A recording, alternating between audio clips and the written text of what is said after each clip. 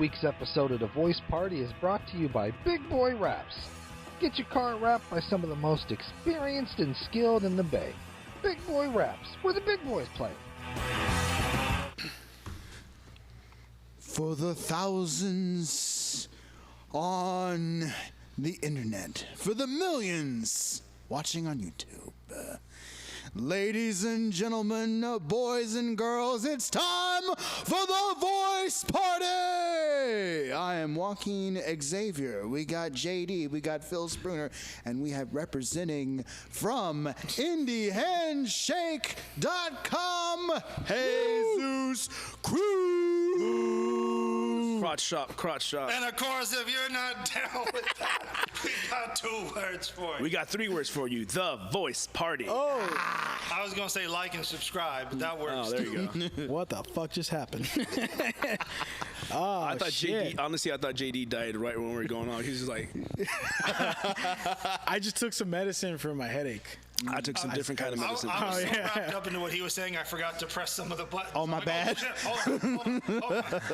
It's like they're getting more and more intense as the day goes. Like, you know, fucking sounds like what's his name? Michael Buffer, the boxing guy. Yeah. Oh, wrestling guy too. Oh, wrestling guy. Yeah. Yeah. Wait, he did wrestling too? WCW, yeah, man. they bring him in for like pay-per-views. Pay-per-views? That's genius. So I didn't know that. I'm fucking out of touch with wrestling, guys. It's all You good. guys do your thing. You guys do your Boy thing. Raps plug It's we've funny. been running. I stole the tagline from WCW. It's like, where the big boys play. Totally stole that from WCW. It's funny because I'm out of touch with wrestling too. I only know like the indie stuff now. Oh, so you don't know AEW? I have no idea what's going on other than what like Phil and Joaquin send or on our text messages, like on our. You guys have a text message? Yeah. Without you, Without dude. me, you motherfuckers, you traitors, fucking Judases. The indie hand. Except you're not betraying Jesus this time. Right. You're on his side. The indie handshake group chat. It's a lot like the Voice Party group chat. There's a lot of See, memes. I'm not in that one. Yep. There's a lot of memes, and then Okay. occasionally we'll drop something important, like, oh, here's our next schedule. Right. Okay. This is our next project. Okay, all right. What does indie handshake mean? That sounds like a sex thing. So What Indie is that? Handshake, it's spelled INDY. Yeah. It stands for independent wrestling. For sure. They call it indies. And actually it's been spelled both ways. It's always kind of, how do you spell it? NDIE or NDY? We spell it NDY. What Indie Handshake means is a lot of the wrestlers, I don't know if they still do this, but when they shake your hand, they would give you like the dead fish, like that. Wait, when wrestlers Like when you shake hands with somebody, like when you're in the back and you're introducing yourself to all the wrestlers, Right. You would do like a limp, because that lets the other wrestler know, hey, I'm not going to hurt you out there. I'm going to. So that's one of the meanings behind it is like if you shake this guy's hand very lightly, that means you're going to be light in the ring. And it's like grab an somebody's old, hand and fucking squeeze him, like, oh shit, He's gonna kill me. yeah. So that's okay. I didn't know that. So wait, like the big guys do that, like the ones that are more experienced do that or it's All of just them. It's just opponents. everybody. Like we're gonna go in the ring together here. Limp hand. It's a respect. You should have named But it. I don't even. You should know have if that's named even it a limp thing anymore, hand. to tell you the truth. It might have been more prevalent like back in the like late '90s, 2000s, but I really don't know how it is now. Okay. I mean, wrestling culture doesn't change too much, right? Like a lot of the behind the scenes stuff doesn't change too much. So. Well, I think it is changing because a lot of the old school guys with the old points of view and old mentality, they're kind of retiring or getting out. And Indy's hella big right now, huh? Oh well, yeah. I mean, Or has it always been, like- there's always been a scene. Okay. Yeah, for sure.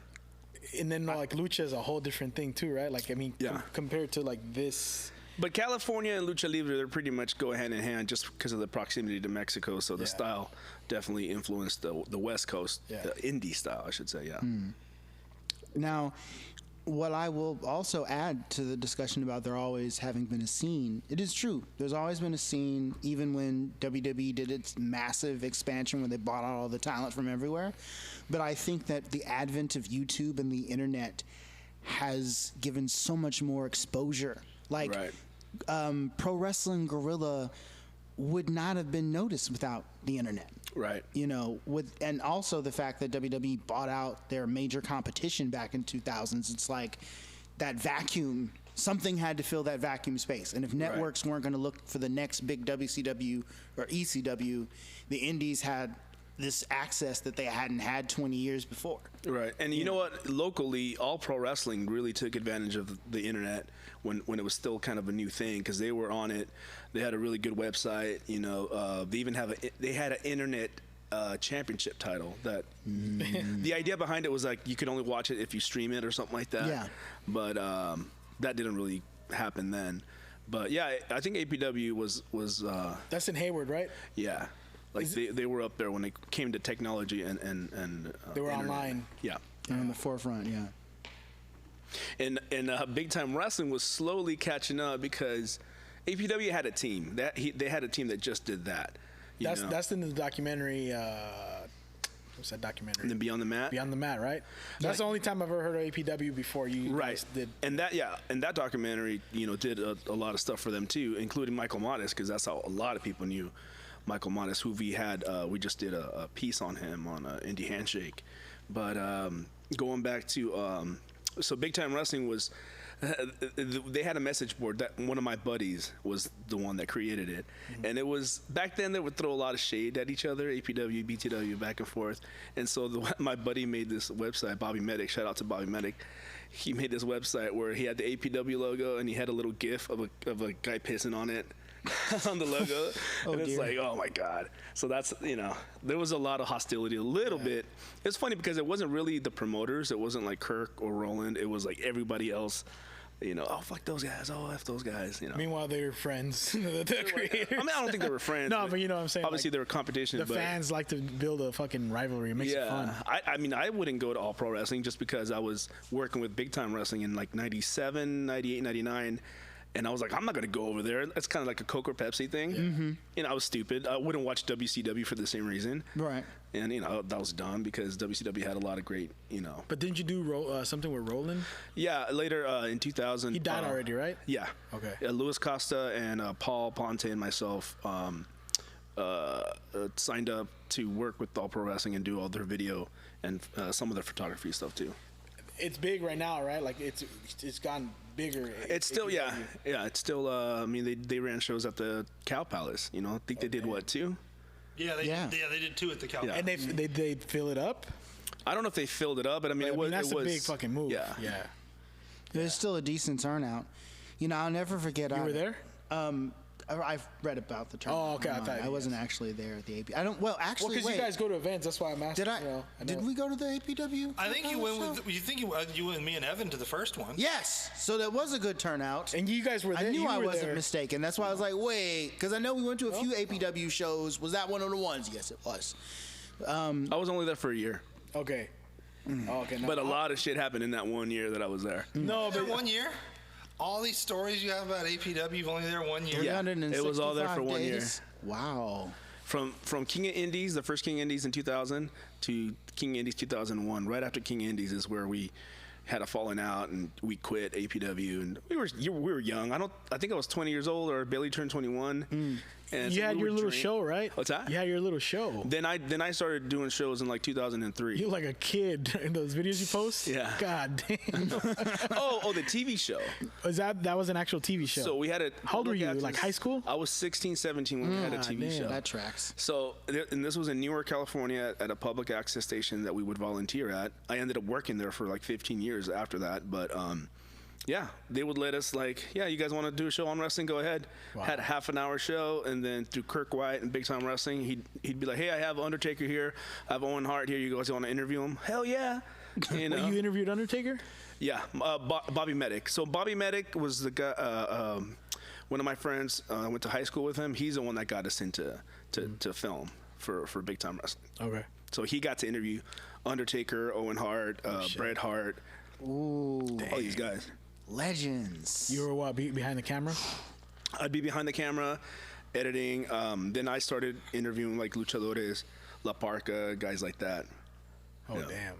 But it was so cool, man. It's like we didn't talk about this last time you came, huh? No, 17 years old. Well, what happened was the last time he came, we wrapped the show and then started talking about wrestling for like an hour and a half. That's what it was. And then that's when I found out. Wrestling too? They didn't know you guys. And that's when I found out that Phil was at the Pro Wrestling Iron shows. that I used to work at. Oh yeah, I remember we saw footage. Yeah, there was footage of you at some show he filmed, right? Yeah, and ever since then we'll like look at each other. Hey, look, here I come. Oh, look, here you come. Yeah. we were in each other's shots. Oh wow. Oh yeah, That's like a love story. The Indy it's a love Handshake story. chat is lit. All along I was there. He's just constantly sharing The Indy notebook. Look at 17-year-old Phil sitting in the crowd at this Iron Show with 7. He had his beautiful long hair. Oh yeah, that's when you look like one of the Columbine shooters. I used to look so pretty, dude. You don't You understand. did. I used to look so pretty. Like you had a mane of hair, sir. Yeah. Right now that you said Columbine shooters, I have a story. Oh my God. I was there. No, I'm just kidding.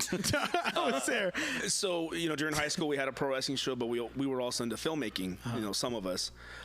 So we would run around the high school with fake guns and shoot a little movie because we talked about that, we were yeah. huge Tarantino marks. And, and the teachers and everybody was like, oh, look, they're running around doing their little movies, whatever. Then, boom, Columbine hit. Jesus. Our fucking lockers got raided, and, all our fake weapons got, and then we got talking to... it was a whole thing. It's like, dude, nobody fucking gave a fuck Because before. everyone was scared at that point. Yeah, there were stories about like in a few years before that happened in Columbine, like because it's like a lot of hunting in there. There's dudes showing up in their pickup trucks with like a shotgun in the back of the flatbed, Yeah. and that was like a normal thing Oh yeah, no, I grew up in the South. Yeah. Yeah, I grew up in Arkansas, and deer sure. hunting season is like a religious rite of passage for young people. Like, they did a news story on that once, and I remember it was like 11 at the time, and looking at one of the kids on screen, and they're getting their face painted with camo paint. And I'm just like, huh. You know what I mean? Like, just Boys will be preparing for the boys. yearly hunt. But it was just so culturally ingrained. Like, I remember in middle school, in 7th grade, and everybody, that time of year hits, and everybody and their mom is dressed in the camo, dressed in the, the shirts that look like trees. And yeah, we're going hunting this weekend because it's deer season. Like, to have everybody uniformly just do it is kind of interesting. Yeah. You can never get away with that now. No. Fuck. Like, I don't even think kids film. I mean, I'm sure they could film TikTok shit. Right. But, The safety of their own homes. No, at schools when school was at open. school. No, but nowadays, Yeah. they're filming. They're using Just flat out killed guns. creativity. Yeah, I know. Yeah, so you guys have fucking had a lot of you guys might have met. You don't remember it. You were at the same venues. Yeah, we were definitely. And that was just 1 year, you said, right? That you No, so that for Pro Wrestling Iron was there till the end. So it was from 2002 to 2005. Yeah, and I had more of a bigger role there because I was the video guy. Okay. Like in APW, I was one of a couple of guys, but it was like Louis Costa, myself, Paul Ponte, who was doing photography for them. Yeah, we did a lot. Honestly, now that I look back at it, I wish I would have put more, not put like more effort. Well, yeah, put more effort because some of the footage we were shooting on 8mm cameras. Like, damn, dude, we got Mitsuharu Misawa and Yoshinari Ogawa from Japan, and we got these little fucking high 8 cameras. When the Japanese media came and saw our shit, they were like, what the fuck is Yeah, this? because it's like camcorder you can buy at fucking Best Buy. It's So- like what you would use to film like your home movies with. So this was in 2002. Pro Wrestling Iron had a huge show in Fairfield, and they brought these guys from Japan. Mitsuharu Misawa is one of like the top guys in Japan. He'd be the equivalent of what, like a Stone Cold Hulk Hogan. See, I feel like because I remember, I think it was Stanley Ender when they had like their first TV taping. Right. When they brought in Ogawa and Misawa. Yeah. And I think they So took that was the second time. Yeah, they brought in like fought Modest and Morgan for like the tag titles. Like, I was at that show, and I didn't know shit about Japanese wrestling, and I was such a fucking asshole because all these people are chanting Misawa, Misawa, Yeah. and then as soon as the crowd chant dies down, I just yell out Tajiri. Oh, what Misawa. a dick. Oh my gosh, I think I was there with you for that. I didn't know any better. And I remember looking at you like, I don't know who these people are, Phil, but I'm pretty sure that's a dick move. Dude, one time for one of my shows, I booked this guy named Nosawa. I don't know if you guys know Nosawa. I remember He was in Nosawa. TNA. He was in Mexico. He did a lot of stuff with like Ring of Honor. Yeah, he was yeah, exactly. And so I booked him for a show in San Francisco, but I was so busy I couldn't go get him at the airport. His flight was delayed. So I sent my buddy Alex to go get him. and my buddy Alex has no idea what this guy looks like. So he would go up to every Asian person from that flight and he'd go, Nosawa? Nosawa? I'm like, dude, Nosawa's all tatted up. He's a huge juggalo. He loves Insane Clown Posse. So he's like, for real? Oh yeah, everything is Insane Clown Posse with us. So it's just so funny. He's like, Nosawa? Nosawa? Sorry, Nosawa? Nosawa? I was like, damn, bro.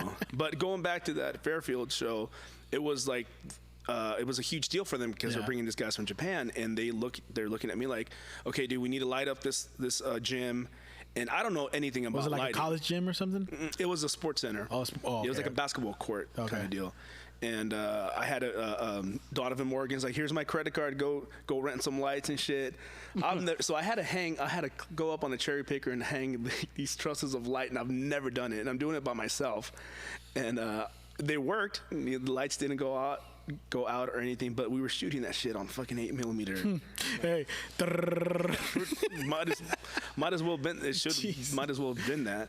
But yeah, But you have a lot of footage from those days, right? Oh, hell yeah. Yeah, that's why you did this, It's right? weird that like all this footage of like these Japanese legends is the same quality as like the shit we used to shoot our backyard wrestling stuff with. Yes.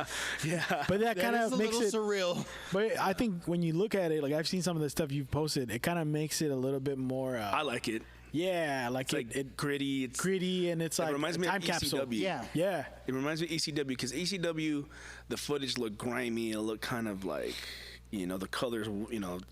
I know they had broadcast gear, but it still looked nothing like WCW or WWE. Right, and I often wonder, like, what camera did they shoot And it also- ECW with, I'm sure it also makes it feel older than it really is when you're looking at that. Like, this is before they were big, bro. Like, Exactly. it adds value to it. So I have footage from 2000 that looks like shit now because the tapes, maybe I wasn't taking care of them properly or whatever. And right now that we're doing a project on Woody Farmer's Bay Area wrestling promotion, those tapes were from the late 80s, and it looks crystal clear. Was that like Betacam or U-Matic? I think they're U-Matic. They were definitely doing U-Matic. Yeah, because that's like I think that's like a 1/4-inch thick tape. So. Nice. So I have all those U-Matic tapes that I don't have anywhere to Yeah, because it hasn't been a thing for fucking 25 years. And so it's expensive. You worked at a spot. Yeah, so. and we would charge like $60 an hour to capture that shit. Because good luck finding a working deck that's that fucking old. Yeah. Yeah, so it's, But yeah, the whole idea for Indie Handshake came from two things. Paul wanted to do That's your partner. a podcast, Paul Ponte. And he wanted to do a podcast, and, I helped him come up with the name Indie Handshake, and then... I just realized that's the shirt. Yeah. Right there. Do we have a good camera view on that? Yeah. We do. That's the dope logo. You got indiehandshake.com, INDY. And then I was thinking, like, well, I have all this footage from back in the day, from like 97 to like mid 2000s, and it's just sitting here, like it's just in my room. And then COVID happened. I'm like, well, fuck, now I have all this time in the world because I'm working from home. Right. So while I'm working on the side, I'm dubbing all these tapes, I'm digitizing all my tapes. And so I wanted to do a thing called California Wrestling Vault. And that's when, after the voice party, that's when I talked to Joaquin and Phil. And it's like, hey, would you guys be interested? We had a meeting. I think we went to my house one time. Yep. Where were we supposed to get lunch? I remember. I didn't go. That's why I got left out. See, that's why you got left out. Fuckers. That's why you're not in the group Oh, it's okay. But One ill-fated missed lunch later. so we ended up mixing both ideas. So now it's like this big thing, and Joaquin is doing commentary on the matches. And that's another cool thing. I'll ask you, how has it been doing commentary for these matches that you never saw, and you might have not even know some of the workers there? Honestly, it's been great. It's been really informative because I'm like, there's some amazing talent in the backyard in my own backyard I didn't recognize. Some people I've seen before, like Sarah Del Rey, and then like I've seen Michael Modest, Donovan Morgan. I haven't covered their matches yet, but I'm just throwing some names out there. But like Bison, stuff like that. And then some people I'm like entirely new to, and it's great to explore like these new workers on the side of the street. It's awesome. And one of the things I used to love to do back in the day when we were backyarders is I love to commentate. So, and like sadly, a bunch of that commentary was lost to some editorial decisions. I was mad with power. Like, well, basically, I would get Phil would make copies of the tapes and hand it out to us, and I'd be like, all right, I load it in, and you get to watching the match, and then whatever happened to Mary? I'm like, where's my commentary? Whatever, the whole match is like Chumbawamba over the matches, Dynamite Hack. I just play music over the matches if I didn't like the commentary. Fuck Joaquin. I was mad with power. I had an editing board, and it was too much power for one 13-year-old to have. oh my I forget how long you guys have known each other. Right? We've known each other half our lives. I've known Joaquin for 21 years. Wow. Because you guys were doing the backyard wrestling thing. Yep. He's the brother I always wanted. And it's like you probably would have been their perfect buddy to know back then. I mean, every city had kind of their little backyard wrestling scene. Yeah. Because then I found out That's later. crazy. Yeah. Like I'm from the Newark, Fremont area, and then. A lot of rich kids, huh, with their nice backyards. Oh yeah, dude, and one of our arenas was a front yard, so we weren't in the back, we were in the front, and every time we're setting up our little weapons and stuff, and it was at my boy Justin Ward's house, and he had the front lawn that he shared with the neighbor. There was like no division in that lawn, and every time we set up our little weapons, the neighbor would come out and start like watering his grass so we don't go on that side. Oh, drawing the line. Passive aggressive. Yeah, he didn't say anything. He was just like, and we're all there hitting each other. And then his dad or his mom had like an old beat up truck that was just in the driveway, didn't work. So, dude, it was like power bombs all day on that fucking thing. So what did you use for a ring? No, we never had a ring. Grass? Well, I'll take that back because it was always lawns. It was just lawns. We never made a ring, but. Typical Mexican. Well, we cut the lawn and then we wrestle in it. It's like doing ring crew. All right, you guys are done. Mow the lawn now. And you suplex each other on the piles of grass you cut. You got fertilizer beads on your naked back from power bombs. No. Sorry. But then, so we went from the yards, and this was a couple of different backyard wrestling groups. We did one in high school. Actually, a quick story about the one in high school was called the Fixed Fighting Federation, Triple F. Shout out to the Four Horseshoes. And one time we were. That again. Did you get that? Don't use that as my thumbnail. That's why I said do it again. I'm just kidding. But so we were always looking for spots to film and to do our backyard wrestling. We would go like behind houses and by the train tracks, and we had the cops calling us, and we had to scatter. One day we were wrestling outside of a service merchandise, which was like a Target or like a big store. It was like a big department merchandise store. And we were wrestling in the alley because we were by ourselves. And then I forgot who it was. They decided they can go in through the garbage compactor and into the actual building without setting off any alarms or anything. So we all followed. I still have footage of this. We found like fire extinguishers, all kinds of shit there. We used that as our like entrance smoke. And it's like, dude, we have this whole department store to ourselves. We're running around just fucking being kids. Dang. And but yeah, and then we eventually I started working with this guy named Nick Aragon, who was also doing video for All Pro Wrestling. And they were letting him, and he did some fantastic editing jobs. Like he was a really good editor, and they let him use the actual APW gym, which is like a legendary gym. Like a lot of guys came, Michael Modest, a lot of guys came from there, and now we're there. We're taking bumps in this fucking ring. The first time I bumped in a ring, actually no, I take that back. The first time I bumped in a ring was at a big time wrestling show. They were setting up the ring the day before at the TV studio. And they left, and we had the keys to the place, so we just go in there like, fucking bump. I knocked myself out on my first bump. I just like, boom, I was out. On your head? Yeah, I was just like straight back, just boom. Oh, fuck. That hurts like hell, huh? According to Evan, it's like it hurts like a motherfucker. Yeah. You don't even, because you think it's like, there's some give to it. Yeah. And no, I ain't no give. Yeah. Hurts more than grass, I bet. Yeah, at that point, I preferred the grass because I was already used to the grass. You know, getting power bombed on the grass. You know, it was fun. So you have a lot of cool memories with this, like that. Yeah. And now that's the cool thing about this. Like now you can, I don't want to say capitalize, but like do something else because you can't do the backyard. You imagine you guys have a backyard wrestling reunion. I mean, we've been talking about it off and on. Like I'm writing a treatment for something like that. Oh, what do you like mean? All these older guys that used to backyard. Well, I don't want to give the whole story away, but Oh, you mean like a skit or like a short film? Is the lizard Or still in film? California? dude, it's so funny that you just mentioned the lizard because What is that?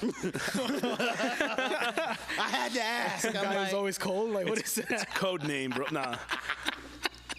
It's so funny you brought him up because yesterday I played the documentary The Backyard for my friends. Have you guys ever watched the documentary The I Backyard? have the DVD. I'm Yeah. a big fan of it. Phil loaned it to me some years ago. It's amazing. We were I talking. loaned it to him, forgot I loaned it to him, thought I lost my then copy, bought a second copy, Yeah. and then told him just keep my. we need to send it to Sorry JD. about that, Phil. I didn't mean to It's all steal it. good. I feel bad about that It's now. all good. It's a good movie. I don't mind. Keep that in Oh, mind, dude. guys, when you want to let Joaquin borrow something. I'm kidding. What were you gonna say? Oh no, Take it back. it's a really cool documentary, and it's about backyard What's it wrestling. called? The Backyard. The backyard. Yeah, Okay. and then it focuses on these guys from Modesto, and one of the main guys is a lizard. I forget what they called him. Like they called him like one of the OG backyard wrestling guys from the area or whatever. This is a documentary or a real Yeah, film? it's documentary. Oh, documentary. Yeah. And is he like older now, or how long ago was Well, this? he was older when they Yeah, shot like it. the documentary I think was filmed in like what 01, 02. Yeah, And yeah. he was like, he like had a driver's license and a kid at that point. Yeah, So- yeah, Oh wow. Dang. yeah. Yeah, no, I mean I saw the videos. I mean they showed you their videos. Yeah. I can't imagine fucking doing that at this age now. And you broke your neck doing that, which I don't think we've talked about before on the podcast because we talked about it afterwards Yeah, with my him. neck is Yeah. screwed up. My ankles are screwed up. When I rotate my ankles, you can feel like the bones grinding against each other and clicking into place. Jesus. Yeah, you like missing cartilage like Batman and The Dark Knight Rises. Yeah. It's just like there's nothing in between the joints. We're like, nah, man, I gotta do this fucking comeback. they're asking for it. Well, because that was the thing. Craven. You guys were saying you would wrestle in like the front yard. When we were in high school, there was a Fucking park. rebels, There the was a front park yard. down the street from our high school, and we'd put on shows there, and we'd have people from our school come and watch. Kennedy? De Anza. Oh, De Anza. But the thing is, like, wrestling wasn't really like big in 04, so we just fucking kayfade the shit out of it.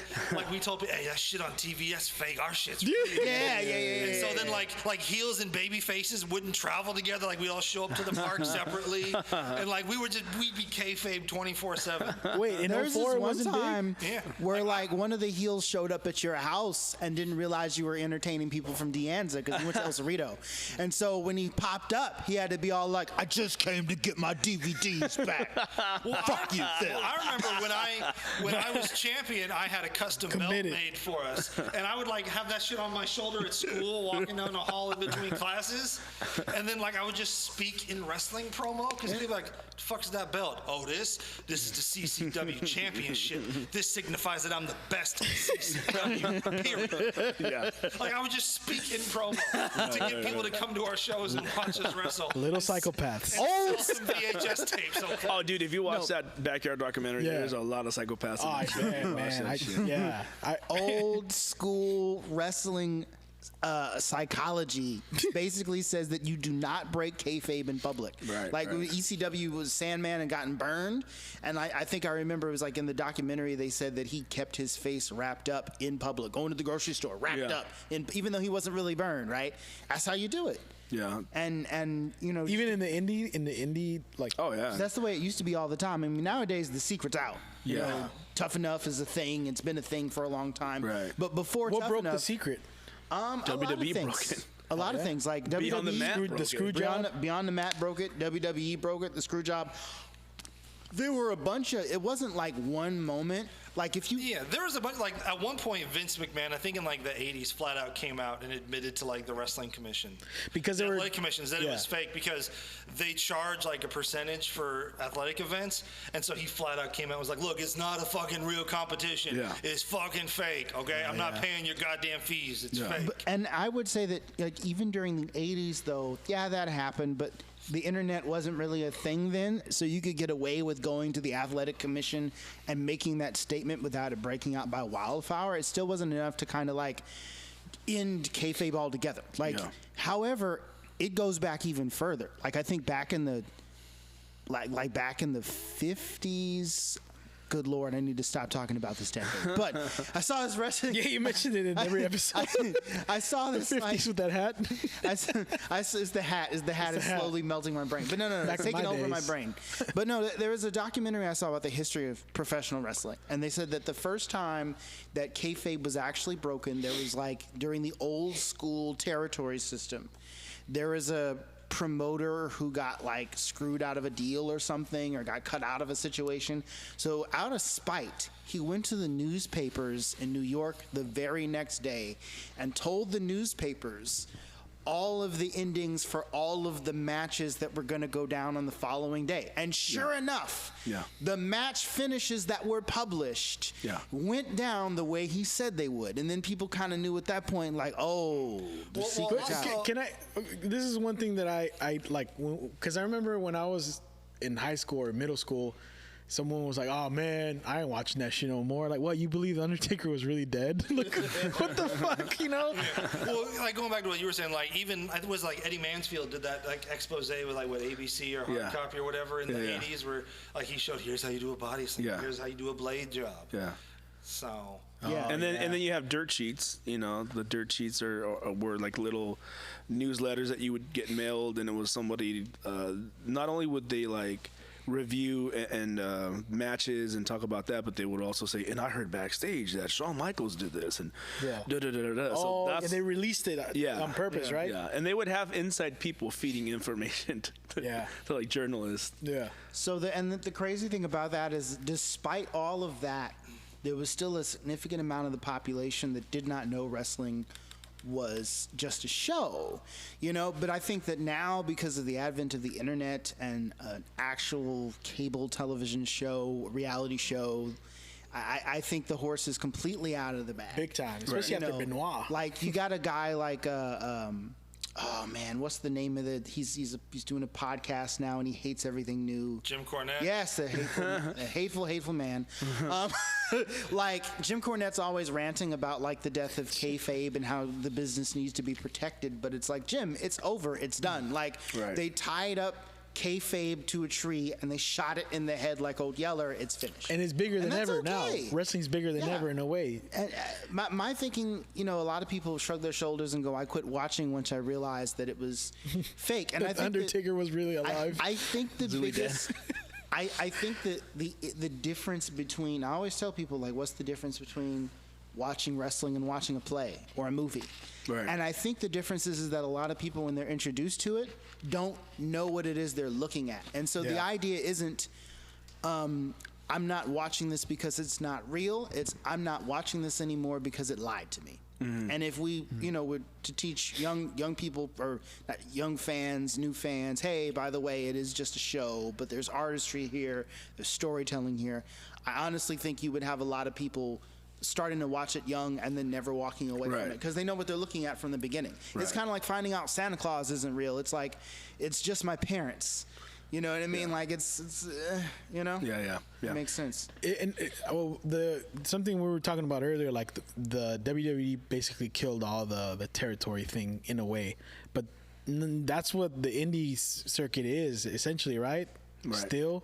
Yeah. Is that a true like thing? Because they're kind of keeping that alive, where it's different. Except the territories were a lot. I mean, it was bigger though, right? Well, I would say like when the WWE killed the territories. There was a period of time where you went from being the territory to just the indie. And the difference that I'm making here is that independent wrestling companies under the territory structure used to have television shows locally. So like, we live here, we weren't watching the New York stuff that McMahon was coming out. We were watching whatever local stuff, and it was on regular primetime TV. When Vince started doing the old cable takeover, they lost their TV spots, because the original deal used to be that television would pay the wrestling fed to be on their show, pay them for content. Vince said, I'm gonna pay you to put my content on. And then like all the TV stations went, you're gonna pay us to run you? Great. And then all the smaller feds went, you're gonna pay us money? Why will we pay you? You should pay us, because the game changed. And then you went into this dark mode for a very long time until the internet came as a big spike. The thing is, Vince McMahon was a very like ruthless, cutthroat promoter. He didn't give no fucks. Right. Like there's a whole like Starrcade sabotage where, like when the Jim Crockett Promotions ran the first Starrcade on pay-per-view, Vince McMahon called up the cable companies and was like, if you air Starrcade, I'm not giving you WrestleMania 4. So you have a choice to make. Damn. So like all but 5 cable companies dropped NWA and didn't air Starrcade. And bringing it a little bit more local, and actually the next project that we're working for Indy Handshake is Woody Farmer's Bay Area promotion, who had TV. This was in the late 90s, 89 through like 93. They were running from a TV studio in Newark, where I ended up working. And they were the only ones that had television in the Bay Area. And it did not only air in the Bay Area, it aired in California and Arizona, I believe, and Seattle. So it was Indy. It was on Sports Center or something like that. It was that's an example of a territory right there. Like an old school territory. Like the way that would run. You know, because those territories were huge. That section belongs to this promoter. That section belongs to that promoter, and only these wrestlers wrestle there. And only you didn't poach talent. You didn't take talent. Yeah, it was more like a regional thing. Instead of like this one promotion, it'd be like this area, it'd be like Mid-South. Is this one territory as opposed to this one promotion? And then the Bay Area promotion, Bay Area wrestling promotion, Chris Jericho, who I'm sure you know, that was his first televised match, was at that studio. And Crash Holly came from that in California, here in California? In the Bay Area, yeah. Oh, wow. Oh shit. In Newark. Is the Bay Area like one of those big indie spots? It started, it is now, I think. Okay. It wasn't too much then. There were only like maybe 2-3 local promotions. But yeah, of course, now there's a lot. Well, Hood Slam, that's the one I know. Is that considered, what is that? Hood Slam. I mean, it's an indie promotion. It's indie promotion. But they draw very well. Like, they draw. I've heard. Weekly, they draw well. Yeah. Weekly? Yeah. Are they still doing it now? No, because of COVID. Because of COVID. Yeah. But if it weren't for COVID, boy, we'd see all those wonderful costumes flying around. Yeah, because that's the thing. There was like this big indie boom right before the pandemic hit. You know, APW was running the Cow Palace. Yeah. You know, Revolution is selling out. BTW is doing shows, and then pandemic hit and fucking shut everything. In APW, is that where the what's it called, Rikishi was doing stuff, or am I tripping? He's been in APW. I think he's been in APW. I think he's okay, because I saw something with him like right before the pandemic hit. And right. I didn't know how it was with the indies. Like big name wrestlers will drop in. Right. Is that common? Yeah. Oh hell yeah. Oh heck yeah. Yeah, they're. I know. I'm sure they get a kick out of it. Oh yeah. I mean, I know that like. I mean, Chappelle came to do the brainwash, like, you know. A lot of times, it's like when somebody's like run is over, like their deal with WWE is up, they go back on the indies to capitalize on that because they can charge more because they just came off of WWE TV. Right. Oh yeah. So then you'll see like MVP and Matt Hardy and stuff working all these indies until they get signed somewhere. And else. big and time then you wrestling have rare instances where like I think John Cena was at an indie show. At some point, like in the last decade. Yeah, well, what that was I think it was like a high school in the town John Cena grew up in, or maybe it was the high school he went to, was doing like an indie show as like a fundraiser for the athletic department. And he showed up. And so John Cena came through, and he brought Vince McMahon with him. Vince like did a run-in during the main event, and John Cena was like the special referee or something, just to like help. Yeah. Like little things like that, you know. Well, I forgot what I was going to mention about that, but like, I didn't realize. I mean, I don't know. I may be wrong. Are retired wrestlers kind of accessible, like to get on interviews and stuff? Yeah. Yeah. Right. It seems like they are. I'll tell you why I say that. I always I like Gangrel. That was one of my favorite wrestlers. Same here. I always enjoyed him. Yeah. Best entrance in the best entrance. And I called his. I don't know if it was him. But I saw like a YouTube interview with him, and he has a school in like Florida or somewhere. I forgot where. He had a school in L.A. with Rikishi. Oh shit! Well, that must have been a long Knox time ago. Pro, I think it's called. Because the one he had in Florida. Yeah, he probably did. This was more recent. I think he's from out there, actually. Yeah, and this was more recent, so I don't know why I was bored, unemployed, and lonely. You know. Let me look up Gangrel. I feel lonely. Let me look up Gangrel. This like his intro song. I mean, and then I saw that I googled his school, And then You I don't know. Googled Gangrel. Yeah, I Googled his school, after watching that YouTube interview, and then I was like, "Fuck it, let me call." And I called, and it sounded straight up like him. I got so nervous, I hung up. What were you gonna ask? I don't know. Hey, can I talk to Gangrel? You should book him for the voice part, Dude. Hey, Gangrel, you remember when you were in the Brood? Yeah, that was cool. Yeah. That I watch that video all the time. Like, Hey, when you were coming up through that ring of fire, did you ever get any fire on you? Classic. The blood, real or fake? oh man, yeah. No, I don't know. If we had like a wrestler, I wouldn't know what to ask him. Like, does it hurt? Like, you know. That's why. That's not a terrible question though. Anything you don't know is a good question. I remember when I was in high school, me and like my clique of friends who all used to backyard with me, like we were serious. We were gonna go pro. Like I ended up going to wrestling school and they didn't, but that's another story. But I remember we went to a BTW show because AJ Styles was on the card. Right. And afterwards we were talking to Jason Styles about checking out the BTW school. And we had a friend with us who we just brought because we had an extra ticket, like he wasn't going to train with us or whatever. But as we're talking to Jason about the school, he's just there kind of nodding along like he's with us. And then like out of the blue, like he asked Jason, like, when you get slammed, does it hurt? And we all look at him like, we're not, go wait in the car. Go wait in the car. Wait, was that? That's Daryl. Okay, I was going to ask that Daryl. God, that sound like Daryl. That's a perfect Daryl impression, by the way. So Daryl was this, AKA TPG. Yeah, he was he used to wrestle as the Trailer Park Gangster. I felt so sorry for Daryl on a certain level because we had like 3 or 4 different promotions when we were kids, and during the PWL one, which lasted from like I joined in middle school. Phil had it a year before I met him, so it was from 7th to like the end of 10th grade. He had a long run with the Intercontinental Championship. He refused to lose. He didn't want to get pinned. He kind of like, just to give you some idea of how much sway he had, when it was finally time for him to drop the belt, the match occurs. He gets put in a sharpshooter by this guy named the Rottweiler. The Rottweiler holds the pressure for a little while. The bell gets rung by the referee. All of a sudden, everybody runs out of the arena in a panic because it dawns on Daryl, wait, I didn't tap. No, I didn't tap. Yeah, it's the Richmond Screwjob. See, I felt bad. Richmond Screwjob. See, I felt bad for Daryl because he asked me to spend the night at his house one time, and I was like, no. And he was like, it's because I live in a trailer, isn't it? And I was like, yes. I'm not even gonna lie to you. It's because you live in a trailer. No, but and then like, you know, after being like Intercontinental Champ, World Champ, you guys create CCW, and the man just ends up a permanent jobber for like the rest of his Yeah, we career. jobbed him out. Did you guys ever do like a cross? Because you have your own little universe with your own, like, you know, whatever it's called, your backyard wrestling. Yeah. Did you ever go like let's say you hit to another city and like, let's do it?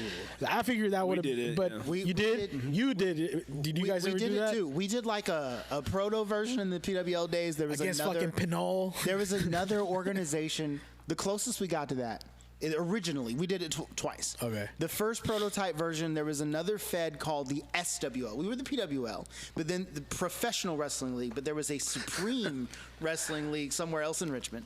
Daryl was from this wrestling league, and he was always bragging about how like he was tag team champ, and you know, one of the guys came over and they had a tag team match. He and Daryl used to be tag team partners, so we did a thing, and then we did a full-on invasion, but it was more like the WWE WCW invasion, where most of the guys coming from WCW were actually WWE guys anyway. Like, you know, your invasion's falling apart when the lead is like Stone Cold and Kurt Angle and WCW. What? Like, That's what this feels right now. it's essentially, so it was just Daryl leading a bunch of PWL guys, including Phil, who had defected. Fucking Phil. And Phil was the owner. It was weird. So you guys have a history of flip flopping. I'm over here sitting. I'm the only non-indie handshake, like you motherfucking traitors. But no. It's like, was that in NWO when they all take off their shirts? Like, oh shit! Indie handshake, motherfucker. Ah, damn it. At some point, we're gonna do like a watch along with some of this stuff. It's gonna Yeah, be we've great. been planning on that. But later on with CCW, there was the war between CCW and RCW. Yeah, And Phil can we found we were at that park doing a show, or I think we were practicing for a show. Nicholas Park. No, this is the one by my high school. Oh, by your high school. Okay. Yeah. And there were some guys there like hanging out, and they saw us wrestling, and so they came up and talked to us. And they had a backyard wrestling federation called Richmond Championship Wrestling, operating out of Vallejo, California. Yeah. So we did like a little crossover and a promotional thing with them. Yeah. Those That's are fun. crazy. You fucking hooligans. Doubled the roster in a night. Yeah. It's crazy. I was a fucking terrible backyard wrestler, by the way. Oh, yeah? I was horrible. You saw that. I had charisma. I think we all were. Looking back, my thing is I'm like, wow, I took this way too seriously. Yeah. I took play fighting. I did it. I was Play fighting. Yeah. I mean, but you know, you don't know what you don't know. There's backyard wrestling, and then there's LARP. I used to fucking cuss people out like, you reckless motherfucker, you need to start taking this shit more seriously. You were late. Vince McMahon. No, yeah, there's backyard wrestling, then there's LARP. You know, like I don't know. No offense to Gaspar. Did Gaspar LARP? Really? Is he a LARPer? He did. I didn't know. I asked him. Okay, this is funny. I want to join his LARP. Well, I think he does it D&D anymore. player, so no, but I asked like him 5 steps away from LARPing. Send me this video of you fighting, because he showed me a video of him sparring, like literally boxing, and he could stick and move, and that's the one I meant. He sent me this fucking video of him dressed as a samurai holding one of those LARP swords, fighting some knight-looking guy. Edo period LARPing. Yeah, and he's. I'm more of a knights and dragons kind of a guy. Sir Gaspar. No, he was a samurai. Oh, samurai. Yeah. So let me ask you this, Jesus, because you've worked with BTW, APW, Iron, you promote your own thing. What do you think was the biggest difference between all those different promotions? That's a great question. So one of the biggest difference, I'll do Big Time Wrestling, APW. Big Time Wrestling, since the beginning, since they started, always brought the superstar element. So Marty Jannetty, fucking, oh my God, I'm blanking on fucking Snuka, all those guys. So from the start, it was always like, bring someone that's known, and then we'll fill the rest of the card with our guys. So that works because everyone knows, you know, fucking Snuka, and you know, oh shit, the Undertaker's gonna do an autograph signing during this show. Well, now you have a lot more eyes on your local guys. APW was more, let's build our own wrestlers. Let's have our own main event guys. That was like their or like organic kind of thing, right? Homegrown. And doing this Modest piece, we're talking about. Oh fuck! Oh my God! Don't give him no more. No more water. No more water. I told you I medicated before I got here. You're too hydrated. But I'm too hydrated. But during the Modest piece, when I was editing all this APW, I noticed that APW had a lot of diversity, both in their roster and in their fans. Mm-hmm. It's like, holy shit, dude. Like, I didn't really pay attention to that because Big Time Wrestling, you know, kind of. I don't know how the way to say it. But APW always like, oh shit, there's a lot of fucking diversity in the crowd. Yeah. You know, and it's, so that, I think those are the biggest differences. From Iron tried to follow too much of like Roland's way. You know, they're fucking booking shows up in Angels Camp and Cloverdale, and it works sometimes, but if you're not out there to promote, you know, if you don't have someone that's from that area that's constantly promoting, you know, they had a whole tour one time, Angels Camp, Cloverdale, and maybe there was 4 shows that they booked, 4 shows, and collectively they might have had 150. You know, especially in Angels Camp, there was like 12 people in the crowd. Yeah, see, that was one thing. Because I used to go to Iron all the time. I was a big fucking Iron mark back in the day. Like, we were at your house and we watched, like, the last Iron show that they did. And I remember it being a fun show and having a great time. And then watching the footage back, there's, like, 20 people in the bleachers. It looks like a fucking COVID show. Everybody's all scattered around. And, like, at being a fan in the crowd, I never fucking noticed that. I just remember the kick-ass show. And going back, I'm like, oh, wow, this... 20 fucking people. Holy shit. I've heard interviews. It's definitely a testament to the quality of the kind of show that they put on that you don't even notice that it's empty. You're just enjoying it. Yeah, and then I've heard interviews with some like famous wrestlers. I can't remember. Like I know, what's his name? Eddie Guerrero had said something in an interview, like one of those Vinny interviews. He had that like some shows would have very little, and then the next day you're performing in a fucking huge stadium. And that's how it is, you know. That's wrestling life right there.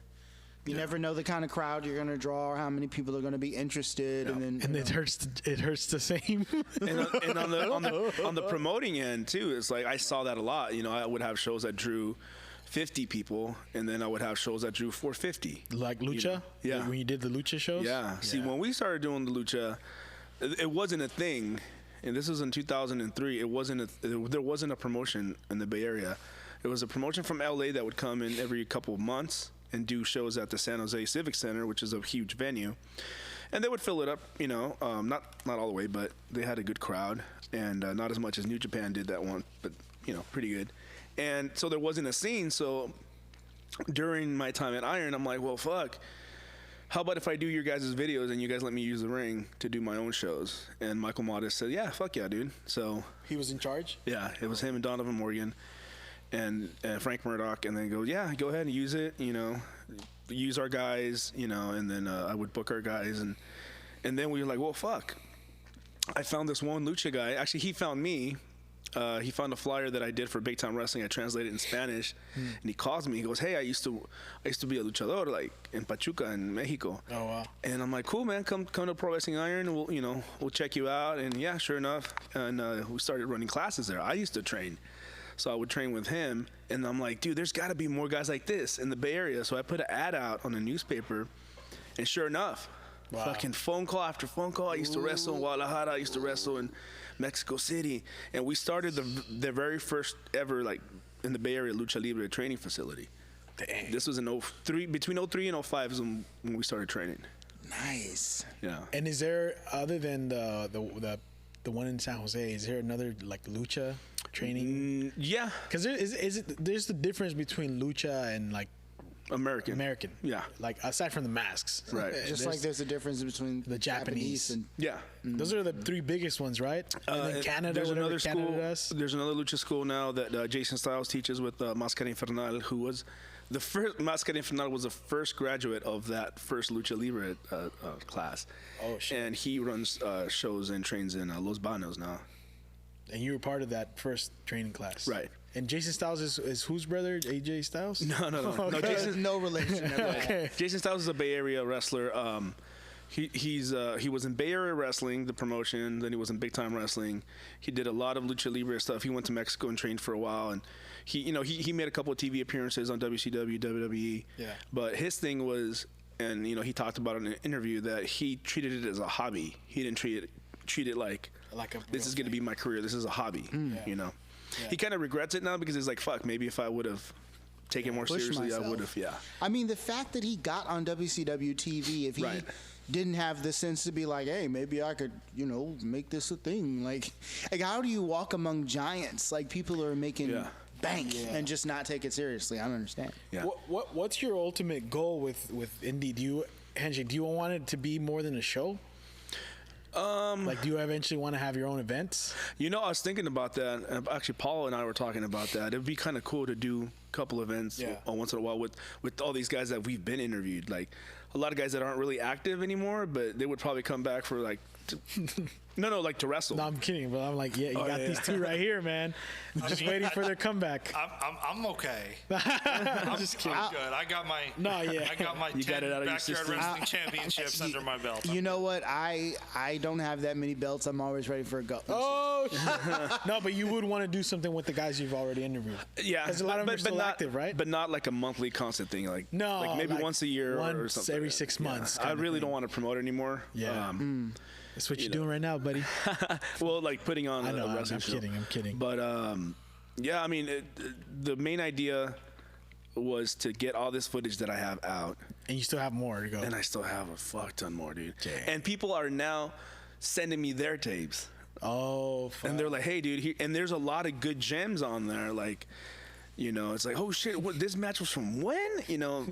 I'm surprised he's not like covered in a beard in his room, just like addicted. Dude, my little office space area has been taken over by tapes. Indy Handshake is going to be, I have a feeling, massively successful. Well, one of the difficulties, I'm sure because I used to used to run that photo labs. I used to digitize tapes. Oh, yeah. VHS tape does not hold up over time. No. Like after 15 years, it starts to just fall apart and degrade. Yeah. And they stopped making them 20 years ago. Right. So a lot of these tapes really? are getting, you're like, ugh. Yeah. Because you're asking me questions like, hey, is there a way to fix this? And I'm like, well, you could clean the heads, or you could pack the tape a couple times. But other than that, there's really not much you can do. Yeah. And that, I run into that issue. It's funny because the VHS that I was using, I had to constantly clean it, because all these tapes, some of them had covers, some of them didn't. And I had this VHS deck that I was like, fuck, man, I think it's the deck. I think there's something wrong with the deck. Shane Cody, this wrestler who we interviewed for the Bay Area Wrestling piece that we're working on, he had an old VHS, like a VHS DVD combo, just kind of in the garage. And I grabbed it to put one of his tapes, and it was like crystal clear. I'm like, holy shit, how does this deck that's just... Because the heads wear out. There's a lifespan. They only have so many plays on each head. Yeah. So. Yeah. So if you don't watch it every single day, then it'll be okay. Well, no, because the thing is, it's like if you watch, 100 things on that deck, you're gonna wear that head out. But aren't like digital discs and stuff eventually gonna kind of fade away too? Like, is there kind of like film? Burn discs will. Because what'll happen is the thin layers of aluminum in DVDs will start to erode away. It's called disc rot. Yeah. It happened all the fucking time with Laserdisc. That's what vinyl didn't have, right? With DVD, it only really happens on discs you burn yourself. On stuff that's commercially made and factory pressed, made from Glassmasters, you don't have that problem. Yeah. But if it's something you're burning yourself, it's going to start to degrade after I think 10 years or something. So this is important because right now I was watching a documentary about film, how new, acting's been around for years, stage, but film is fairly new, and there's hundreds of movies that we're gonna lose if they're not digitized, and we already have lost some because there's I think I mentioned that the thing Gaspar mentioned to me, the Acacia, just a collection of rotted film. Oh yeah, and it's just this is what kind of that needs to be preserved because it's history. Exactly. Essentially, that's one of the big things about Indy Handshake beyond the. Beyond the fun of it. Beyond the fun of it, even beyond the business opportunity, if I'm being honest, of making money, we're archivists. You're an archivist, and that's a humanitarian service. It's for a culture, because wrestling is a culture. It's a subculture, and it's a precious one. Someone referred me to as a Bay Area wrestling historian, and I don't know if I'm that. I think that's a great thing to describe you as. I forgot who called me that. You probably did it yourself. You're lying. Well, I wrote it in my notes. Well, the thing is, if you don't do it, call yourself. Exactly. If you don't do it, who will? Because these tapes are just going to degrade. And that's the short answer. No, we're doing this because no one else is going to. Right. Yeah. And I think kind of like Mike Tyson. The reason he got so good was because the model had him sit and watch all these old fights that you would never find, right. And young wrestlers. It's kind of important to watch all this shit. Oh, yeah. No, definitely. And I definitely want to give props to, before I forget, I want to give props to 3 people that kind of pioneered all this. Phil, JD, and I'm just kidding. And Jesus Cruz. No. Ron Head, J.R. Benson, and Peter Hines. So this trio, Peter would be the guy filming, so he would do what I do, Mm-hmm. I'd always be at shows next to him. We're all trying to fight for shots. I'm like, who the fuck is this guy in the beret? And then, so they were doing what we're doing now, but in the early 90s. So they have some other historical shit that they post some of it here and there, but I don't think they get their enough due. And they and not only that, but they influenced the scene, because when APW started, it was just a school. They weren't doing shows.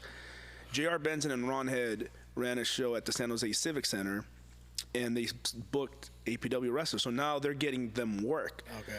At the time, maybe All Pro Wrestling wasn't hey, what are you doing? Because they were considered not backyard wrestlers, but they had a thing called Incredibly Strange Wrestling. They were part of that. And then they started Extremely Strange Wrestling.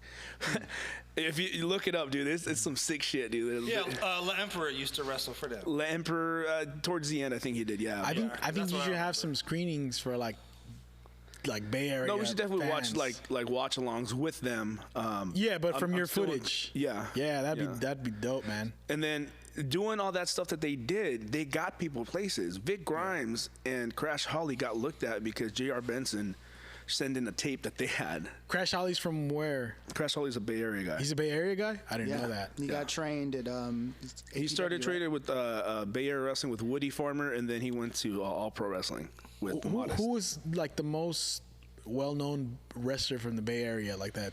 That's from here that we don't know. I know Rikishi's well, as far as like TV wise, like or in general. I mean, all the guys that went to WWE, like Rikishi. But if you want to be more, The Rock wasn't he born here? he's from Hayward. Yeah. The Rock, yeah. The Rock, yeah. but I mean, Bailey was. Yeah. She's the more recent one. Yeah, definitely Bailey. Jesus Cruz. there is. It's funny because there is a Jesus Cruz wrestler. Really? Yeah. Oh shit. Yeah. And I get confused with him all the fucking time. Oh, I bet. Like he wrestles at Hood Slam, or he wrestled. I don't know if he still wrestles, but wrestled at Hood Slam. And then the days after Hood Slam, I would get requests from people. Yeah. Hey man, great show. Thanks. And I'm like, no, dude, it's not me, bro. You know, I don't know much about, like I said, about Indy, but the one guy that makes me want to go to a show is what's his name? Montoya. You know what I'm talking about? Are you talking about fucking a Blood in, Blood out? Dude, you're going another way, dude. No, Montoya. he's a comic in the Bay Area. Damn, I forgot his name. He wears like those bandana pants. I think he's in Hood Slam. You know what I'm talking about? Marcelo Montoya. Oh, yes. He's a comic. Long hair, right? Long hair. I didn't know he was a comic. I saw him in pictures doing stand-up, so okay. I don't know if he. You may have known. I don't know him, but he's from the Oakland name, or the name something. sounds familiar. Yeah. I think he is like a Hood Slam guy or a Stoner U guy. Right, yeah, and I saw like a video of him doing this move. I don't know what it's called when you like do a flip and you land on the guy. You mean a moonsault? Yeah. It's a back flip. No, front. A front flip. Is it a yeah. Canadian destroyer? Or Like this. Okay, if it's a front flip. Las arañas. If it's a front flip, you're thinking of like a swanton. If it's a Kind of like a swanton, but he lands on the guy's like on like his legs like this, land on the guy's like neck like this. It was a weird move, and then he did like this thing, and he flipped. It sounds like a something senton guillotine, similar to the I would see what's his name, Rey Mysterio do, where you're like I front flip on you, and then I land on my the legs, West Coast pop. And then he throws him. Where did you see this?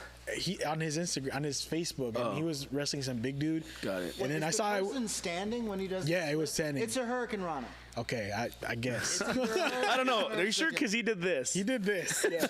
They were like this. Does that mean if it's this and then this, it's a Hurricane Rana? But So if it's this and this, it's a what I'm senton. saying is like, I saw that he posted that video, and I was like, that looks so dope. And it was a small, like, I guess it was at Hood Slam. Yeah. And it was just.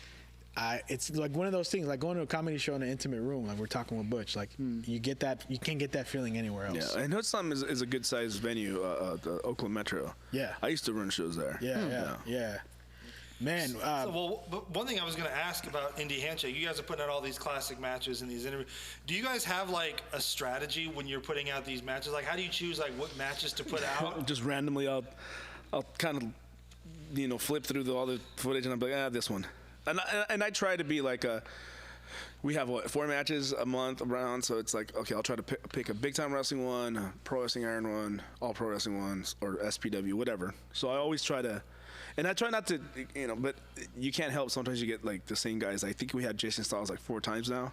Yeah, because you guys just dropped, at the time of recording, you just dropped the one with Daniel Bryan and Christopher Daniels. That's 2 fucking huge names. Yeah. Yes. Like, they're just sitting on this match all this fucking time. And we just got dinged on a copyright for that. There's another company that was renting matches, and they were like renting it for like $2 or $3, something like that. And they hit us with the copyright thing, but it's bullshit because the angles that we shot, there are angles, and we actually aired this match with the guy that's tripping out. They gave us permission to record it to air it on our TV show back then. So that match, we already aired it before, and it's not even the angle that they have. So we're disputing it now, but that's when Indy Handshake is starting to bubble. to bubble up. The takeover has begun. We're like rekindling old feuds now. It's like, oh my god, dude. that's It's like I'm about to be 40 years old and I'm still dealing with fuckers like it from like 20 years ago. I mean, You wanted this how motherfucker. long have Ric Flair and Hogan really been at it? What's that? I said, how long have Ric Flair and Hogan really been at it? They Exactly. were like close to walkers and they were still like, I'm gonna get you, Flair. Hey, That's the wrestling business. Before we go, man, like where can we watch your content and like, you know? Yeah, you can go to indyhandshake.com, Indy spelled INDY, and you can get all the links there. We're on YouTube is where we air the full matches. Facebook, Instagram, we have pictures too. We have old school pictures because Paul took a lot of pictures, from those years. And yeah, just indyhandshake.com. Okay, and then your Instagram, my Instagram is. Are you doing comedy again? If stuff opens up, okay, man. All right, okay. I just want to check. Quitting time. Quitting time. Quitting time, part 2. I can't quit Indie Handshake because we're too You're deep too deep in this, man. Deep in it. Yeah. If you jump, spend a I lot jump. of time capturing all these matches for me to go. You know what? If you jump, I jump. It does take a lot of time, but you know what? The end result is worth it. And a lot of the wrestlers have personally sent me messages thanking me for like keeping their name alive and keeping their ones that died too. I'm sure like the family like appreciate it. Well, I mean, even as like a fan, like I've been digging like the interviews you and Paul have been doing with like Hook Bomberry and Joey Harder, all those guys from that era. And I wasn't going to be doing the interviews. What happened was, so Paul was doing the podcast, and Paul's an awesome interviewer. I'm more of the SNL, Chris Farley, you know, hey, you remember when you were in the Beatles? Part McCartney, that was cool, huh? I was more like that. Yeah. But I ended up doing the luchadors. I'm like, you know what? The luchadors aren't getting a lot of play, man. Yeah. Let me and I did some in Spanish, some in English. Yeah. And then guys would hit me up like, hey, man, can you interview me next, man? You know, we'll talk about this and that. Oh, yeah. And then people started hitting us up now for interviews to be on. What's up. That's kind of like what happens with us. Like you open it up, and then just people who have a story want to come, right. and they want to share it. The content creates itself. Yeah, pretty much. Well, and thanks to Phil and Joaquin who joined Indie Handshake. Yeah, man. And I'm so proud to be doing this. Props to Louis Costa. Louis Costa was him and I were the one who did Pile Driver TV back in the day with Paul Ponte and. You know, a lot of the stuff that aired on Pile Driver TV, we're kind of rebranding it in Indie Handshake because there's a larger reach now that wasn't there before. Yeah. This is before YouTube. Yeah. And that only aired locally. So now we want to put these matches out. It's important, man. It's history. Yeah. Yeah. All right, guys. That's been the Voice Party. We're out. That's a wrap. That's a wrap. We're out.